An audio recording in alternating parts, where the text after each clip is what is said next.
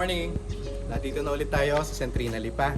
Well, doon sa mga naghahanap ng RFO, good news! Meron tayo nabuksan na isa. At hindi lang basta RFO, kundi corner lot na RFO. Take note ha, corner lot. So, ang ating RFO ngayon na ipepresent sa inyo ay yung Aria Prime model natin. Situated siya ngayon sa 113 square meters. Ang orientation niya ay facing east. Nandiyan po yung araw. Ibig sabihin, ito po ay nasisikatan ng araw. Dito po ay may 3 bedrooms, 2 toilet and bath. At the same time, kaya maganda, corner lot siya. So meron ka pang portion dito na po pwede mong i-expand. So unahan lang guys dito, no? So pusugin natin ito. Medyo madumi-dumi lang siya ng konti. Pero before i-deliver to, ayusin lahat. Lilinisin niya at saka kung ano man mga retouches na gagawin niya lahat. So ito yung living area niya. Ang total floor area ng area natin is 85 square meters. Ang standard cut natin ay 100, pero ito 113. Kaya may sobra ka pa. So yun, nandito yung isa CR niya. Ito, complete na naman yan. So Aria Prime upgraded to ha, take note ha. Tapos ito yung sink. So ang upgraded models natin, kung mapapansin ninyo, yung ceiling niyan, mga naka-drop ceiling na siya.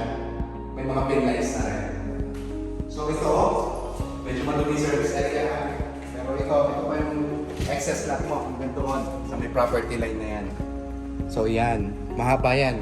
So kung gusto nyo magkaroon ng extra na kitchen dito sa labas, po pwede pa, or yung extra na service area doon. Okay? So akyatin natin yung second floor. Ito area ko, you can use it as dining area ninyo. Medyo maganda siya dining area dahil medyo tago siya pag may mga i-receive kayo na tao sa inyong receiving area.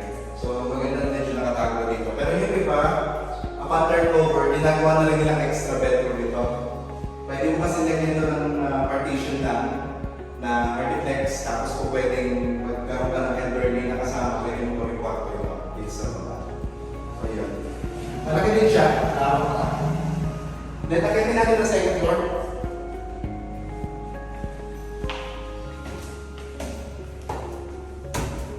Pag lumalang itong bahay na to, actually noong 2023 lang daw siya na-finish. Hindi siya natirhan kahit minsan. Kaya yan. Ito yung mga bedrooms niyan. Bedroom number 1. Okay. Bedroom number 2. Lahat may provision na sa window type na aircon. So, in case na meron kayong meron na rin siyang saksakan. And then, ito yung bedroom number 3.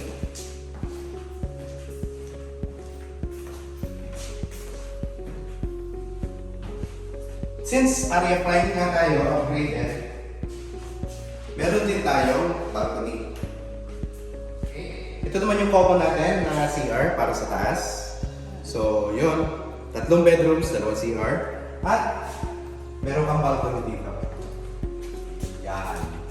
So, yung iba, upon turnover, ang balcony nila, nilalagyan nila ng coating cover dito. Nilalagyan nila ng polycarbonate. Pero depende na rin sa design mo. Actually, pwede rin naman ng GI para magamit mo pa rin itong area ito pag meron ka mga bisita. So, yun lang.